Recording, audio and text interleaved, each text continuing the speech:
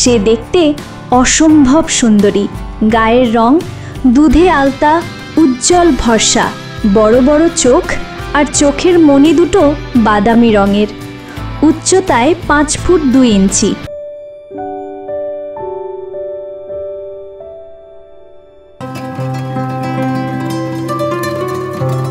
আমাদের জীবন কথা। সকাল 10টা। মা, সায়রা, সায়রা। সায়রা ঘুম জড়ানো গলায় হালকা স্বরে বলল, মা চিৎকার করে বলল, সায়রা। সায়রা লাফ দিয়ে উঠে বসল, ঘুম ঘুম চোখে ভাঙা ভাঙা কণ্ঠে বলতে লাগলো, আম্মু, কি হয়েছে? সকাল সকাল এমন করছো কেন? মা, এখনো সকাল আছে নাকি? তুমি জানো এখন কটা বাজে? 10টা। ঋদ্ধি বাড়ির সামনে গাড়ি নিয়ে দাঁড়িয়ে আছে। সায়রা বড় বড় চোখ করে, কি 10টা বেজে গেছে? আর ঋদ্ধি দিও এসে গেছে? মা, হ্যাঁ। সায়রা বিছানা থেকে নামতে নামতে, আমার তো কোনো হুশই ছিল না। মা দাঁতে দাঁত ঘষে রেগে গিয়ে বলল, হুশ থাকবে কি করে? এত রাত করে ঘুমালে কোনো হুশ থাকে? সায়রা, মা প্লিজ তুমি দিকে একটু সামলাও, আমি 20 মিনিটে ফ্রেশ হয়ে আসছি, প্লিজ মা, ম্যানেজ করো। মা, ঠিক আছে, আমি দেখছি, তাড়াতাড়ি রেডি হয়ে নিচে এসো। সায়রা মায়ের গালে চুমু দিয়ে, ওকে মা। সায়রা ফ্রেশ হতে চলে গেল।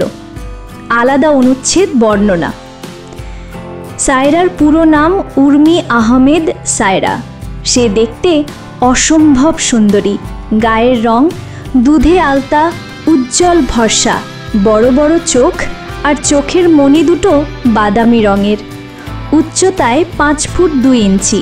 গালের ছোট্ট তিলটা যেন তার সৌন্দর্যকে আরও শতগুণ বাড়িয়ে দেয়। কোমর পর্যন্ত লম্বা চুল, যে একবার তাকে দেখে সেই তার প্রেমে পড়ে যায়। আর ঠোঁটের কোণে লেগে থাকা মিষ্টি হাসিটা যেন তার সৌন্দর্যকে আরও বাড়িয়ে তোলে। বাবা মা, ছোট ভাই বোন, দাদা দাদি, 2 চাচা চাচি আর অনেকগুলো কাজিন নিয়ে তাদের একান্নবর্তী পরিবার। কিন্তু এছাড়াও তাদের আরও একটি পরিবার আছে। তাদের সাথে রক্তের সম্পর্ক না থাকলেও সম্পর্কটা তার চেয়েও অনেক বেশি গভীর। আর তারা হলো সায়রার বাবার 2 বন্ধুর পরিবার, নিলয় চৌধুরী আর আফনাফ খান। তাদের সাথে এক অন্যরকম সম্পর্ক, যা রক্তের সম্পর্কের চেয়েও অনেক বেশি মজবুত। ঋদ্ধি হলো সায়রার বাবার বন্ধু নিলয় চৌধুরীর বড় মেয়ে। আবার মূল ঘটনায় ফেরা। সায়রা রেডি হয়ে নিল, সাদা রঙের লং কামিজ, সাথে সাদা প্লাজো আর সাদা ওড়না, কানে অ্যান্টিকের ঝুমকো, চোখে গাঢ় করে কাজল আর ঠোঁটে হালকা গোলাপি লিপস্টিক। কোমর পর্যন্ত লম্বা চুলগুলো খোলাই ছেড়ে দিল। পার্সটা নিয়ে সে নিচে চলে গেল। নিচে সায়রা নিচে গিয়ে দেখল মুন, পাখি আর পিয়াস টেবিলে বসে নাস্তা করছে। Saira, hello, good morning everyone. Moon শয়তানি হাসি দিয়ে বলল, গুড মর্নিং বালিকা বধূ। সায়রা রেগে গিয়ে, তুই আবারও শুরু করেছিস? তোকে কতবার বারণ করেছি এই নামে না ডাকতে? মুন হেসে, এখন থেকে তোকে এইটাই বলবো, যা। সায়রা মুখ ভেঙচি দিয়ে, তোর সাথে কথা বলাই বেকার, কেন যে তোর সাথে কথা বলি, আমি এক পাগল। মুন শব্দ করে হাসতে হাসতে বলল, তুই যে পাগল তা কি আর নতুন কিছু? সায়রা মুখ ভেঙচি দিয়ে, এখন তোর সাথে ঝগড়া করার মতো সময় আমার নেই, আমি ঋদ্ধিদির সাথে শপিংয়ে যাচ্ছি, কিন্তু বাসায় এসে তোর ক্লাস নেব চুড়েল। মুন মুখ ভেঙচি দিয়ে, আচ্ছা দেখা যাবে। সায়রা চিৎকার করে, আম্মু আমি আসছি। মা, হ্যাঁ সাবধানে যাস। সায়রা, ওকে মা। সায়রা বাড়ির সামনে গিয়ে দেখলো ঋদ্ধি দাঁড়িয়ে কারোর সাথে ভিডিও কলে কথা বলছে। সে দৌড়ে গিয়ে ঋদ্ধিকে জড়িয়ে ধরল। সায়রা, গুড মর্নিং ঋদ্ধিদি। ঋদ্ধি একটু রেগে, ব্যাড মর্নিং, এই তোর আসার সময় হলো? ফোনটা না কেটে ক্যামেরাটা সায়রার দিকে ঘুরিয়ে। সায়রা আদরে গলায়, সরি তো দি, আর কখনো দেরি হবে না, পাক্কা। ঋদ্ধি মুখ ভেঙচি দিয়ে, হয়েছে হয়েছে, এমন কথা আর অনেকবার বলেছিস, আজ পর্যন্ত একবারও ঠিক সময়ে আসতে পারিসনি। এখন গাড়িতে উঠ। সায়রা গাড়িতে উঠতে উঠতে, ওহো হো দি, তুমি তো জানো এই টাইম মেনটেন করা আমার দ্বারা সম্ভব না। এসব আমার কাছে প্যারা মনে হয়। আমি তো পাখিদের মতো থাকতে চাই, মুক্ত খোলা আকাশে নিজের ডানা মেলে উড়তে চাই। গাড়িতে ঋদ্ধি, বুঝেছি, বালিকা বধূ। সায়রা, উফ দি, তুমিও ওদের মতো শুরু করলে, প্লিজ দি, এই নামে ডেকো না। ঋদ্ধি দুষ্ট হাসি দিয়ে, কেন, তুই তো আমাদের সবার বালিকা বধূই। সায়রা বাইরে তাকিয়ে মন খারাপ করে, যার হবু বউ, সে কি 6 বছরে একবারও আমার খবর নিয়েছে, একবার আমার সাথে কথা বলার চেষ্টা করেছে? ঋদ্ধি, ও তোকে ভালোবাসে, তোকে পাওয়ার জন্য 6 বছর আগে কি কি করেছিল তা কি তোর মনে নেই? সায়রা, ওইসব ওর পাগলামি, জিদ আর আবেগ ছিল। যদি ভালোবাসা হতো তাহলে সেই 6 বছরে আমার সাথে ঠিকই যোগাযোগ করত, কথা বলতো। বাড়িতে সবার সাথে কথা বলে, শুধু আমার সাথেই কোনো কথা বলে না। 6টা বছরে একবারের জন্য কথা বলেনি, একবারের জন্য দেখতে চায়নি। এটা তার কেমন ভালোবাসা? রেগে গিয়ে, তুই জানিস ও আমাকে কেমন ভালোবাসে? ঋদ্ধি, তুইও তো ওর সাথে কথা বলতে পারতি, যোগাযোগ করতে পারতি, কিন্তু তুই কেন করিসনি? সায়রা, আমি কেন করব? 6 বছর আগে দোষটা ওর ছিল, যা করেছে ও করেছে, আমি কেন তার সাথে নিজে থেকে কথা বলতে যাব? ঋদ্ধি, তুই জানিস ও তোর জন্য কতটা পাগল? তোকে ও ছোটবেলা থেকে ভালোবাসে, তোকে নিয়ে ও কতটা পজেসিভ সেই ছোট থেকে। তোকে অন্য কোনো ছেলের সাথে কথা বলতে দেখলে সহ্য করতে পারে না, তাই সেদিন ওইসব পাগলামি করেছিল। চ্যানেলটি এখনও যারা সাবস্ক্রাইব করেননি তারা সাবস্ক্রাইব করে পাশে থাকুন। সায়রা, সেদিন কি আমার কোনো দোষ ছিল? সে কেন আমার সাথে ওই রকম ব্যবহার করেছিল? কেন ওই ছেলেটাতে মেরেছিল? সেদিন আমি তাকে না আটকালে ছেলেটা হয়তো মরেই যেত। ঋদ্ধি, ও তোকে ভালোবাসে। সায়রা, সায়ন ভাইয়াও তো তোমাকে ভালোবাসে, তোমাদের তো কিছুদিন পর বিয়েও। কই, কখনো তো তাকে তোমার সাথে এমন ব্যবহার করতে দেখিনি। ঋদ্ধি, সবার ভালোবাসা একরকম হয় না, সবাই নিজের ভালোবাসা প্রকাশ করে না, তার মানে এই না যে সে ভালোবাসে না। সায়রা, দি, তুমি তোমার বেস্ট ফ্রেন্ডেরই পক্ষ নিচ্ছ, আমার কথাটা বুঝছো না। উনি আমাকে ভালোবাসেন না। 6 বছর আগে আমার সাথে এনগেজমেন্টটা নিজের আবেগ, জিদ আর পাগলামির বশে করেছে। যদি ভালোবাসতো তাহলে না দেখে কথা না বলে থাকতে পারতো না। অভিমানী কণ্ঠে। ঋদ্ধি রহস্যময় হাসি দিয়ে বলল, কে বলেছে যে তোকে দেখছে না, তোর খোঁজ নিচ্ছে না? হয়তো সে সবই করছে তোর আড়ালে, এখনো হয়তো তোকে দেখছে। সায়রা অন্যদিকে তাকিয়ে মন খারাপ করে বলল, দি প্লিজ টপিকটা পাল্টাও, ভালো লাগছে না। ঋদ্ধি, তোকে একটা কথা বলার ছিল। সায়রা, বলো। ঋদ্ধি, এই সপ্তাহে আরসাল দেশে ফিরছে। সায়রা ঋদ্ধির দিকে অবাক চোখে তাকালো। মুহূর্তেই তার চোখে মুখে হাসির ঝলক ফুটে উঠল, যেন অনেক অপেক্ষার পর কোনো কিছু ফিরে পেতে যাচ্ছে। কিন্তু পরক্ষণেই নিজের খুশিটা ঋদ্ধিকে বুঝতে না দিয়ে সে বলতে লাগলো। সায়রা মুখটা অন্যদিকে ঘুরিয়ে, ও আচ্ছা, সে আসবে, ভালো তো, তাতে আমার কি? ঋদ্ধি দুষ্টু হাসি দিয়ে বলল, কেন, আরসাল আসবে শুনে খুশি হোসনি? সায়রা কথা ঘোরানোর জন্য আবার বলতে লাগলো, তোমার বেস্ট ফ্রেন্ডের কথা বাদ দাও তো, এখন বলো তোমার আদরের বোন রোশনি কই? ওর কি তোমার হলুদের জন্য কোনো কেনাকাটা নেই? আর তুমিই বা এত সকাল সকাল শপিংয়ের জন্য বের হলে কেন? ঋদ্ধি, ওয়েল, রোশনি ওর এক ফ্রেন্ডের সাথে দেখা করতে গেছে, দেখা করাটা খুব জরুরি ছিল। হলুদের জন্য সব কিছু আমাকে আর তোকে পছন্দ করে কিনতে বলেছে। আর এত তাড়াতাড়ি বের হবার কারণ হলো ভেবেছিলাম দুজন একসাথে হান্ডিতে নাস্তা করে তারপর শপিংয়ে যাব। সায়রা, ও আচ্ছা। ঋদ্ধি, জি ম্যাডাম। লন্ডন আফরাজ খান আরসাল এতক্ষণ ভিডিও কলে সায়রাকে দেখছিল। রিদ্ধি আর সায়রার সব কথা শুনছিল। সে ভিডিও কলটা কেটে দিল। আলাদা অনুচ্ছেদ বর্ণনা। আফরাজ খান আরসাল হল আফনাফ খানের একমাত্র সন্তান, খান ইন্ডাস্ট্রির একমাত্র উত্তরাধিকারী। লন্ডনে নিজের পড়াশোনা শেষ করে এখন নিজের কোম্পানি দেখাশোনা করছে। আরসালের উচ্চতা 6 ফুট, চুলগুলো বাদামি রঙের আর গায়ের রং ফর্সা। নিচের ঠোঁটে আর বাম গালে তিল আছে, যা তাকে পুরো হিরোদের মতো করে তুলেছে। মাশাআল্লাহ, তার মধ্যে কোনো খুঁত নেই। প্রচণ্ড রাগী এবং সময় অনুবর্তিতা ও শৃঙ্খলা এইসব ব্যাপারে খুব কঠোর। সবসময় পুরো দস্তুর ফর্মাল লুকে থাকে। সব মেয়েদের কাছে সে এক স্বপ্নের পুরুষ, কিন্তু তার মনেও প্রাণে শুধুই একজনই আছে, আর সে হলো সায়রা। আবার মূল ঘটনায় ফেরা। আরসাল চেয়ারে হেলান দিয়ে বসে সায়রার ছবির ফ্রেমটা হাতে নিয়ে বলতে লাগলো, আরসাল, জানি আমার অভিমানী, আমার প্রতি তোমার অনেক অভিমান জমে আছে, অনেক রাগ আছে আমার ওপর, কিন্তু তোমাকে একান্ত নিজের করে পাওয়ার জন্য, তোমার ভালোর জন্যই তোমার সাথে যোগাযোগ করিনি। কিন্তু এখন আমি আসছি, তোমার কাছে আসছি তোমাকে আমার করতে, আমার ভালোবাসার পাগলামিতে তোমাকে রাঙাতে, তোমাকে আমার ভালোবাসার প্রতিটি স্পর্শের অনুভব করাতে। খুব তাড়াতাড়ি তোমার সাথে দেখা হবে। সায়রার ছবিতে আলতো করে চুমু দিয়ে বুকে জড়িয়ে ধরে মুচকি হেসে চোখ বন্ধ করে সে 2 লাইন গান গাইল। আরসাল, লাভ ইউ জান, খুব তাড়াতাড়ি আসছি তোমার কাছে আমার পিচ্চি বউ। সন্ধ্যায় সায়রা শপিং করে বাসায় ফেরে।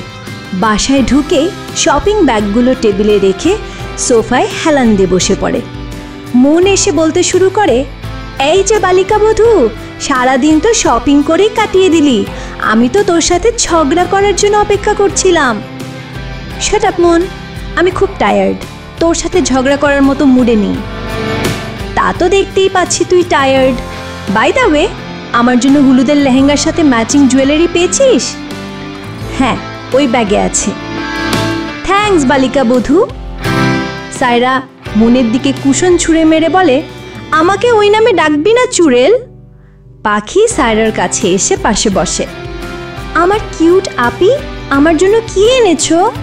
হয়েছে, আর ড্রামা করতে হবে না, এই নে তোর চকলেটের box. Thank you so much আপু, তুমি অনেক ভালো। সায়রা ভাব নিয়ে বলে, আমি জানি আমি ভালো। হঠাৎ সায়রার মা এসে সায়রাকে বলতে লাগলেন, সায়রা, দিন দিন বড় হচ্ছিস নাকি আরো বাচ্চা হচ্ছিস? কেন মা, আমি আবার কি করলাম? এই যে শপিং ব্যাগ, জুতো, সব কিছু এমন ছড়িয়ে ছিটিয়ে রেখেছিস কেন? বিয়ের পর শ্বশুর বাড়িতে গিয়ে এসব করলে কে সব কিছু গোছাবে? আমি তো আর তখন তোর সাথে থাকবো না। ও বড় মা, তুমি শুধু শুধু সায়রাকে নিয়ে টেনশন করছো। ও তো আর অন্য কোথাও যাচ্ছে না, তোমার বান্ধবীর ছেলের বউই তো হচ্ছে, আর আন্টি তো সায়রাকে নিজের মেয়ের মতো করেই রাখবে। হ্যাঁ বড় মা, আরসালের মা আমাকে খুব আদর করে, আমি বড় মার মেয়ে হয়েই থাকতে চাই, তার ওই ডেভিল ছেলের বউ হতে চাই না। তুই আরসাল ভাইয়ার হবু বউ, তুই কেন তাকে মেনে নিচ্ছিস না? আমি কেন তাকে মানব, যে 6 বছরে একবারের জন্য আমার খবর নেয়নি, কথা বলেনি, এঙ্গেজমেন্টের পরের দিনই লন্ডন চলে গেছে, যাওয়ার পর এই 6 বছরে একবার কথা বলারও প্রয়োজন মনে করেনি, তাকে আমি কেন মানব? সায়রা, তুই তো তাকে বলেছিলি যে তুই তাকে দেখতে চাস না, আর তুই তাকে ঘৃণা করিস। আমি যা বলেছিলাম রাগের মাথায় বলেছিলাম। সেদিন উনি যে কাণ্ডটা করেছিলেন তার ওপর রেগে আর ভয়ে বলেছিলাম। আমি আর কোনো কথা বলতে চাই না এই ব্যাপারে, আমি আমার রুমে গেলাম, বাই। সায়রা রেগে নিজের রুমে চলে গেল। এতক্ষণ সায়রার মা শুধু শুনছিলেন আর নিজের মেয়েকে দেখছিলেন। সায়রার এই রূপ সম্পর্কে তার মায়ের ভালোই ধারণা আছে। সায়রা যতটা শান্ত আর ঠান্ডা মেজাজের, রেগে গেলে ততটাই ভয়ঙ্কর হয়ে যায়। সায়রা যেতেই তার মা বলতে লাগলেন, চ্যানেলটি এখনও যারা সাবস্ক্রাইব করেননি তারা সাবস্ক্রাইব করে পাশে থাকুন। চিন্তিত হয়ে বলছেন, কাল আরসাল দেশে ফিরবে, সায়রা কি সত্যি আরসালকে মেনে নেবে না? মুন, বড় মা, তুমি শুধু শুধুই টেনশন করছো। তুমি তোমার মেয়েকে চেনো, ওর কাছে সম্পর্কের মূল্য অনেক। ও মনে মনে ঠিকই আরসালকে ভালোবাসে। যদি ভালোই না বাসতো তাহলে তার ওপর এত অভিযোগ, এত অভিমান থাকতো না। আর আরসাল ভাইয়া যে সায়রাকে পাগলের মতো ভালোবাসে তার প্রমাণ তো আমরা সবাই 6 বছর আগে পেয়েছি। সে কিভাবে সায়রাকে নিজের করার জন্য পাগলামি করেছিল, তার ভালোবাসার পাগলামির কাছে আমাদের সবাইকে হার মানতে হয়েছে। অবশেষে সায়রার সাথে সেদিন রাতেই এঙ্গেজমেন্ট করে তারপর সে শান্ত হয়েছিল। দেখবে কাল দেশে ফিরেও সায়রার সব অভিমান ভেঙে দেবে। তাই যেন হয়, তাই হবে দেখবে। সায়রা মিমে। সায়রা দরজা আটকে বসে আছে। আরসালের পরানো এঙ্গেজমেন্টের আংটিটার দিকে তাকিয়ে বলতে থাকে, এটা ঠিক। 6 বছর আগে আরসাল, আমার তোমার প্রতি তেমন কোনো অনুভূতি ছিল না, কিন্তু তোমার সাথে এঙ্গেজমেন্টের পর একটা সম্পর্কে বাধা পড়ে তোমার প্রতি এক অন্যরকম টান অনুভব করতে শুরু করি। সময়ের সাথে সাথে কখন যে তোমাকে ভালোবেসে ফেলেছি বুঝতেই পারিনি। ছোট থেকে আমার প্রতি তোমার করা প্রতিটি কেয়ার, তোমার ভালোবাসা, তোমার জন্য তোমার পাগলামিগুলো তখন না বুঝতে পারলেও তোমার সাথে সম্পর্কে জড়ানোর পর সব বুঝতে পেরেছি। কিন্তু এখন হয়তো তোমার আমার প্রতি সে আগের ভালোবাসাটা নেই। তাই হয়তো 6 বছরে একবারের জন্য কথা বলার প্রয়োজন মনে করনি, একবারের জন্য দেখতে চাওনি। আগে তো একটা দিনও আমাকে না দেখে থাকতে পারতে না। এখন কিভাবে 6 বছর না দেখে আছো? এখন কি আমার প্রতি তোমার সে আগের ভালোবাসাটা নেই? ঠিক আছে, তুমি যদি এভাবে থাকতে পারো আমিও পারবো। লন্ডন। আরসাল ফিস ফিস করে, জান, কাল তোমার কাছে ফিরছি। তোমার সকল অভিযোগ, সকল অভিমান ভেঙে তোমাকে আমার ভালোবাসার রঙে রাঙাতে 6 বছর পর তোমার কাছে ফিরছি। এই 6 বছর তোমার থেকে দূরে ছিলাম, কিন্তু এখন আর না। সকাল 6:35। সায়রার ফোন বেজে চলেছে। ঘুম ঘুম চোখে চোখ বন্ধ করেই বেডের পাশে টেবিল থেকে ফোনটা রিসিভ করে। অপর পাশের মানুষটিকে কিছু বলার সুযোগ না দিয়েই সে নিজেই আধো আধো ঘুম জড়ানো কণ্ঠে বলতে লাগে, মাওয়া, এত সকালে ফোন দিয়েছো কেন? আমি আজ পাক্কা লেট করব না তো। তুই সানজিদাকে নিয়ে ইউনিভার্সিটিতে পৌঁছে যাস, আমি মুনারডিয়ার দিক সময়ে এসে যাব। প্লিজ সকাল সকাল ফোন দিয়ে আমার ঘুমটা নষ্ট করিস না। অন্য পাশ থেকে গভীর পুরুষালী কণ্ঠে, গুড মর্নিং বউ, সরি পিচ্চি বউ, সকাল সকাল তোমার ঘুম নষ্ট করার জন্য তোমাকে শুধু এইটুকু জানানোর ছিল যে তোমার দিওয়ানা, তোমার ক্রেজি লাভার তোমার কাছে আসছে কয়েক ঘন্টার মধ্যেই। So get ready for my love torture. তোমাকে আমার ভালোবাসার স্পর্শ অনুভব করাতে আমি আসছি। লাভ ইউ জান। সায়রার ঘুম যেন মুহূর্তেই উধাও হয়ে গেল। শেষের কথাটা শুনে সে লাফ দিয়ে বিছানায় উঠে বসলো। পুরো শরীরে যেন বিদ্যুৎ খেলে গেল, হাত পা কাঁপতে শুরু করেছে। সায়রা কাঁপা কাঁপা কণ্ঠে বলে, আরসাল আপনি? অন্য পাশ থেকে মুচকি হেসে বলে, তোমার ক্রেজি লাভার। ফোনটা কেটে গেল। সায়রা অবাক হয়ে থ মেরে কিছুক্ষণ বসে রইল। তারপর কল লিস্টে নাম্বার চেক করে দেখে লেখা প্রাইভেট নাম্বার। কিছুক্ষণ পর একটা মেসেজ এলো।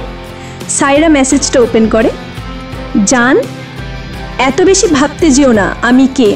কয়েক ঘন্টা পর তোমার সামনে হাজির হব, তখন মন ভরে দেখে নিও। Your crazy lover. মেসেজটা পড়ে সায়রা পুরোপুরি থু হয়ে গেল। সায়রা নিজেকেই প্রশ্ন করে, এটা কি আরসাল ছিল? তাহলে কি আরসাল সত্যি আসছে? না না, এটা আরসাল কি করে হয় যে 6 বছরে কোনো খবর নেয়নি, যোগাযোগ করার চেষ্টা করেনি? সে হঠাৎ করে আমাকে ফোন করতে যাবে কেন? হয়তো অন্য কেউ মজা করছে। সায়রা বিছানা থেকে উঠে ফ্রেশ হয়ে রেডি হয়ে নিচে চলে যায়। নিচে নাস্তা করে মুন আর দিয়ার সাথে ইউনিভার্সিটির জন্য বেরিয়ে পড়ে। মুন আর দিয়া সকাল থেকেই সায়রাকে দেখে মুচকি মুচকি হাসছে, কিন্তু সায়রা সেই হাসির কারণও খুঁজে পাচ্ছে না। ইউনিভার্সিটিতে ক্যান্টিনে সায়রা, দিয়া আর মুন ক্যান্টিনে ঢুকেই দেখল মাওয়া, সানজিদা আর রোশনি বসে আছে। সায়রা চেয়ারে বসতে বসতে, হাই গাইজ। মাওয়া, সানজিদা ও রোশনি একসাথে অবাক হয়ে হ্যালো। সায়রা ভ্রু কুঁচকে, কি হয়েছে, এভাবে তাকিয়ে আছিস কেন তোরা? মাওয়া সানজিদার দিকে তাকিয়ে, আমাকে একটা চিমটি দে তো, আমি স্বপ্ন দেখছি নাকি? চ্যানেলটি এখনও যারা সাবস্ক্রাইব করেননি তারা সাবস্ক্রাইব করে পাশে থাকুন সানজিদা ওকে জোরে একটা চিমটি দিল। মাওয়া ব্যথায় হাত দলতে দলতে, উফ, এত জোরে কেউ চিমটি দেয়? সানজিদা মুখ ভেঙচি দিয়ে, তুই তো বললি। সায়রা ভ্রুকুচকে, কি হয়েছে, তোরা এসব কি শুরু করেছিস? মাওয়া, আজ এত আগে এলি কি করে বলতো? সূর্য আজ কোন দিকে উঠেছে? মুন সায়রার দিকে তাকিয়ে, আজ বালিকাবধূ তাড়াতাড়ি ঘুম থেকে উঠেছে, এসিলিয়ে আমরাও আগে আসতে পেরেছি। প্রতিদিন তো ওর জন্যই দেরি হয়। সায়রা রেগে গিয়ে, সিরিয়াসলি প্রতিদিন আমার জন্য দেরি হয়? আমি একাই দেরি করি? তোরা যে মেকআপ করতে করতে দেরি করিস তখন কি? হ্যাঁ? মুন ভ্রু কুচকে, বাই দ্য ওয়ে, তুই আজ এত তাড়াতাড়ি ঘুম থেকে উঠলি কি করে? সায়রা মন খারাপ করে, আর বলিস না, সকাল সকাল কে একজন ফোন দিয়ে উল্টো পাল্টা কথা বলে আমার ঘুমের 12টা বাজিয়ে দিয়েছে। মাওয়া, কি এমন বলেছে যে ঘুমকুমারীর ঘুমের 12টা বেজে গেল? সায়রা সকালের পুরো ঘটনাটা খুলে বলল। শুনে মাওয়া, মুন, দিয়া আর রোশনি হাসতে শুরু করলো। সায়রা রেগে গিয়ে, প্লিজ তোরা হাসি বন্ধ কর, না হলে তোদের আজ কিমা বানাবো। রোশনি, এখন তুই আগে এখান থেকে পালা। কেন? দিয়া, পেছনে তাকা, দেখ কে আসছে। সায়রা পেছনে তাকাতেই ওর চোখ বড় বড় হয়ে গেল। সায়রা কাঁদো কাঁদো মুখে, ও নো সোহান, এই আপদটা এখান থেকে কোথা থেকে এলো? খোদা, এই আপদটাকে কি এখনই আসতে হলো? মাওয়া হেসে, ভালোই তো, তোর আশিক আসছে। সায়রা, শাট আপ মায়ু, এইসব কথা বাদ দিয়ে আমাকে এই আপদের হাত থেকে বাঁচা। মাওয়া ভাব নিয়ে, ওকে ওকে, আগে সুন্দরভাবে অনুরোধ কর, তারপর ভাববো। সায়রা দাঁতে দাঁত চেপে, প্লিজ মাওয়া আপু, আমাকে হেল্প কর। মাওয়া ভাব নিয়ে, ওকে ওকে, ক্যান্টিনের পেছনের দরজা দিয়ে পালা, আমরা সোহানকে সামলে নিচ্ছি। সায়রা, থ্যাংক ইউ মায়ো। মাওয়া, আগে পালা, পরে থ্যাঙ্কস দিস। সায়রা ক্যান্টিন থেকে বেরিয়ে গেল। সোহান ওদের কাছে এসে বলতে লাগলো, হাই গার্লস। মাওয়া মুখে জোর করে হাসি টেনে, হ্যালো ভাইয়া। সোহান চেয়ারে টেনে বসতে বসতে, তোমাদের কি খবর? সানজিদা অন্যদিকে তাকিয়ে, ভালো। সোহান, সায়রা কি দেখছি না যে, ও কোথায়? দিয়া, ও আজ ইউনিভার্সিটিতে আসেনি। সোহান চিন্তিত হয়ে, কেন? রোশনি মুখ ভেঙচি দিয়ে, অসুস্থ বেচারি, তাই আসেনি। সোহান, কিভাবে? রোশনি বিড়বিড় করে, আপনাকে দেখে। সোহান রোশনির দিকে তাকিয়ে, কিছু বললে? রোশনি জোর করে মুখে হাসি ফুটিয়ে, কই না তো। ওকে, বাই এভরিওয়ান। সবাই একসাথে, বাই ভাইয়া। সোহান চলে গেল। ও চলে যাওয়ার পর মাওয়া বলতে লাগলো, মাওয়া রেগে, এই গুন্ডাটার জন্য সাইরু ইউনিভার্সিটিতে এসেও শান্তি পায় না, বেচারিকে সব সময় বিরক্ত করে। সানজিদা, ঠিক বলেছিস, সেই প্রথম দিন থেকে ওর পেছনে লেগে আছে, ছাড়ার নামই নেয় না, অসহ্যকর। মুন, আরে ওই সোহানের কথা বাদ দে, একটা গুড নিউজ শোন। মাওয়া, কি গুড নিউজ? মুন, আজ আরসাল ভাইয়া দেশ ফিরছে 6 বছর পর। সানজিদা খুশি হয়ে, তাই নাকি? যাক, 6 বছর পর আমাদের বালিকা বধূর বর আসবে। মাওয়া, সায়রা কি জানে? মুন, না, ও জানে না, ওর জন্য সারপ্রাইজ। রোশনি, ও তাই তো, আজ সকালেই রিদ্ধিদিকে দেখলাম ফোনে আরসাল ভাইয়ার সাথে কি কি যেন প্ল্যান করছিল। মুন, দিয়া, ও যদি শোনে তাহলে কিছুতেই আরসাল ভাইয়াদের বাড়িতে যেতে রাজি হবে না, তাই ওকে না জানানোই ভালো, না হলে সব সারপ্রাইজের ওপর জল ঢেলে দেবে।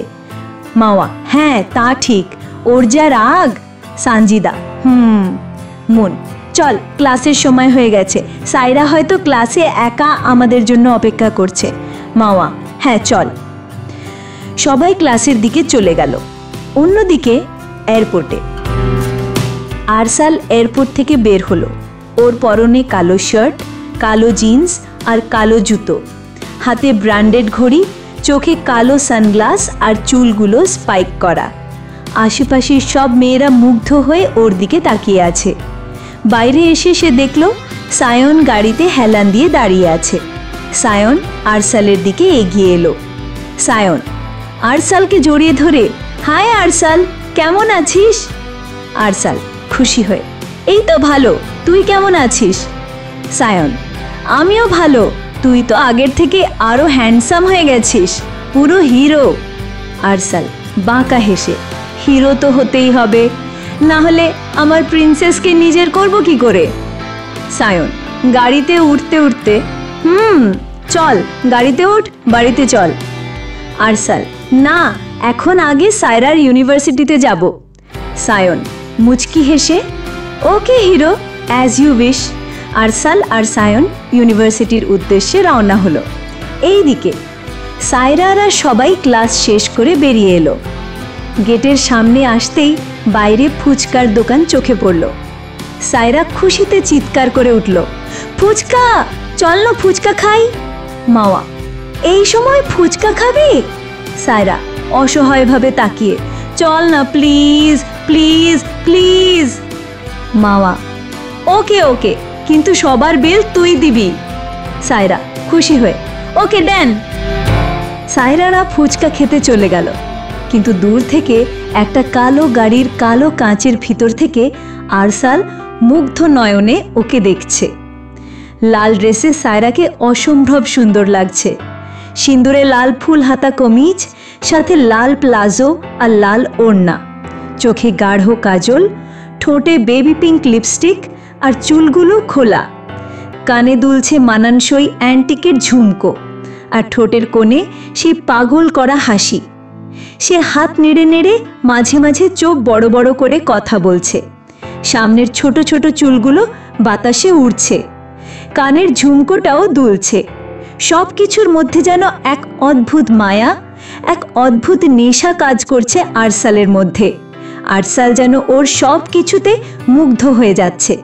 সে আনমনি বলতে লাগলো, আরসাল, আনমনি বিড়বিড় করে, এতদিন তোমার থেকে দূরে ছিলাম, দূর থেকে তোমার মুগ্ধতা আমাকে তোমার প্রতি আসক্ত করেছে, কিন্তু আজ কাছ থেকে তোমাকে দেখে আমি পুরোপুরি ঘায়েস হয়ে গেছি। এখন তোমার থেকে এক মুহূর্তও দূরে থাকা অসম্ভব। তুমি যে তোমার নেশাটা আরো তীব্র করে দিয়েছো। তোমাকে সারা জীবনের জন্য নিজের কাছে রেখে দেব। সারা জীবন আমি তোমার এই নেশায় আসক্ত থাকতে চাই, তোমাতে আসক্ত থাকতে চাই। ফুচকা খাওয়া শেষে সবাই গাড়ির দিকে চলে গেল। সায়রা বিল দিতে যাবে, এমন সময় হঠাৎ ওর ফোন বেজে উঠল। ফোনের দিকে তাকিয়ে দেখলো ঋদ্ধি কল করেছে। সায়রা, হ্যালো ঋদ্ধি দি। ঋদ্ধি, কোথায় তুই? কোথায় আবার? ইউনিভার্সিটিতে আছি। কিন্তু কেন? ও আচ্ছা, আমি তোদের বাড়িতে আসছি, 30 মিনিটসের মধ্যে বাড়িতে আয়। সায়রা, ওকে দি, আসছি। ঋদ্ধি, ওকে বাই। সায়রা, বাই। ফোনটা রাখতেই হঠাৎ সায়রা ওর ওড়নায় একটা টান অনুভব করলো। পেছনে ঘুরতেই দেখলো এক পিচ্চি মেয়ে হাতে ফুল আর একটা গিফট বক্স নিয়ে দাঁড়িয়ে আছে। সায়রা নিচু হয়ে আদরে গলায় ওর গালে হাত দিয়ে, কি হয়েছে? মেয়েটা, আপু, এটা তোমার জন্য। সায়রা, কে দিয়েছে? মেয়েটা কোনো উত্তর না দিয়েই চলে গেল। সায়রা গিফটের উপরে একটা চিরকুট দেখল। চিরকুটে লেখা, সুন্দরী, এইভাবে হেসো না, তোমার এই হাসিতে আমি বারবার ঘায়েল হয়ে যাই। তোমার প্রতি আমার নেশাটা তখন আরো বেড়ে যায়। তোমাকে খুব কাছে পেতে ইচ্ছে করে, কিন্তু তুমি তো এত সহজে ধরা দেবে না। তখন নিজের এই ঘায়েল মনটা নিয়ে একাই থাকতে হবে। তাই এভাবে হেসে আমাকে বারবার ঘায়েল করো না, কিন্তু খুব তাড়াতাড়ি তোমাকে নিজের করে নেব। রেডি থেকো, তোমার দিওয়ানা তোমাকে নিজের করতে তোমার কাছে ফিরে এসেছে। পিচ্চি বউ, আই লাভ ইউ, তোমার ক্রেজি লাভার। চ্যানেলটি এখনও যারা সাবস্ক্রাইব করেননি তারা সাবস্ক্রাইব করে পাশে থাকুন। চিঠিটা পড়ে সায়রার চোখ থেকে 2 ফোঁটা জল গড়িয়ে পড়ল, কিন্তু ঠোঁটের কোণে ফুটে উঠল এক রাশ আনন্দের হাসি। সায়রা ফিসফিস করে, হ্যাঁ আরসাল, আমি জানি এটা আপনি। সে আশেপাশ পাগলের মতো খুঁজতে লাগলো। সায়রা চোখের জল মুছে মুছে, আরসাল, কোথায় আপনি? কেন এই লুকোচুরি খেলছেন? সামনে আসুন প্লিজ, সামনে আসুন। আরসাল আড়াল থেকে সায়রাকে দেখছিল। ওর খুব ইচ্ছে করছিল সায়রাকে জড়িয়ে ধরতে, নিজের বাহু ধরে বেঁধে ফেলতে, কিন্তু নিজেকে নিয়ন্ত্রণ করে সে মনে মনে বলল, জান, তোমার সামনে আমি আসব, কিন্তু এখন না, সঠিক সময়।